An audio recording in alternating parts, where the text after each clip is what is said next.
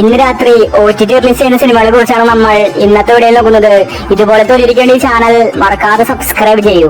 ആദ്യത്തെ അപ്ഡേറ്റ് തങ്കമണി എന്ന സിനിമയുമായി ബന്ധപ്പെട്ടതാണ്. കേരളത്തിലുണ്ടായ ഒരു റിയൽ സ്റ്റോറിയാണ് തങ്കമണി പറഞ്ഞു പോകുന്നത്. ദിലീപ് ഇടപിള്ളയാണ് തങ്കമണിയിൽ അഭിനയിച്ചിരിക്കുന്നത്.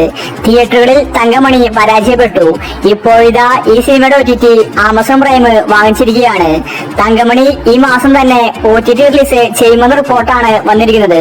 അടുത്തൊരു അപ്ഡേറ്റ് ബസൂക്ക എന്ന സിനിമയുമായി ബന്ധപ്പെട്ടതാണ്. തിയേറ്ററുകളിൽ എവറേജ് അഭിപ്രായമാണ് ബസൂക്ക സ്വന്തമാക്കിയത്. ബസൂക്ക ഒരു ആക്ഷൻ മൂവിയാണ്.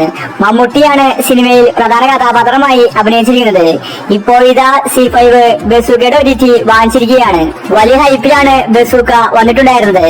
പക്ഷേ തിയേറ്ററിൽ വിജയിക്കാൻ ബസൂക്കയ്ക്ക് സാധിച്ചില്ല. ഈ മാസം 30-ന് മുന്നേ ബസൂക്ക സിനിമ C5-ൽ OTT റിലീസ് ചെയ്യുമെന്ന റിപ്പോർട്ടാണ് വന്നിരിക്കുന്നത്. അടുത്തൊരു അപ്ഡേറ്റ് മരണമാസം എന്ന സിനിമയുമായി ബന്ധപ്പെട്ടതാണ്.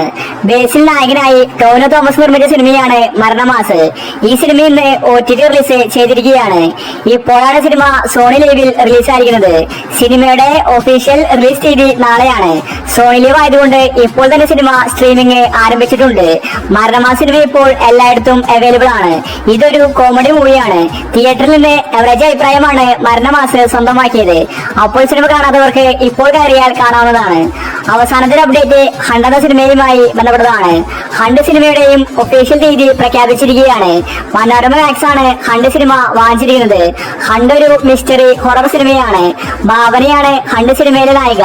തിയേറ്ററുകളിൽ എവറേജ് അഭിപ്രായമാണ് ഹണ്ട് സിനിമ സ്വന്തമാക്കിയത്. മെയ് മാസം 23-ന് മനോരമ മാക്സിലാണ് ഹണ്ട് സിനിമയുടെ ഒഫീഷ്യൽ റിലീസ് തീയതി. ഇനിയും ഒരുപാട് സിനിമകൾ ഈ മാസം തന്നെ OTT റിലീസ് ഉണ്ട്. അപ്പോൾ നിങ്ങൾ കാത്തിരിക്കുന്ന OTT മൂവി ഏതാണ്? അഭിപ്രായങ്ങൾ താഴെ കമന്റ് ചെയ്യുക. ഇതുപോലത്തെ OTTക്ക് വേണ്ടി ചാനൽ മറക്കാതെ സബ്സ്ക്രൈബ് ചെയ്യൂ.